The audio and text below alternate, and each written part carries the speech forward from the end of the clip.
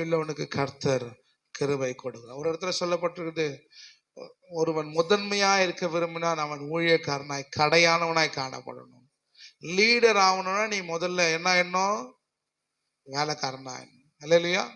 தலைவன் ஆகணும் என்ன ஆகணும்? வேலைக்காரனா மாறணும். தன்னைத்தானே உயர்த்துகிறவன் தன்னைத்தானே தாழ்த்துகிறவன். சிம்பிள் இதுதான். அது தெரியும், இது தெரியும், அப்படி தெரியும், இப்படி தெரியும், நான் யார் தெரியுமா, இது தெரியுமா, அது தெரியுமா, நான் கூப்பிட்டா இத்தனை பேர் வருவாங்க, அவ்வளோ பெரிய ஆளு நானு, இதெல்லாம் ஒன்றும் கத்தரை உஃப்னு ஊதி தள்ளிட்டு போயிடுவார். அல்ல இல்லையா? சத்தமாக சொல்லுங்களேன்.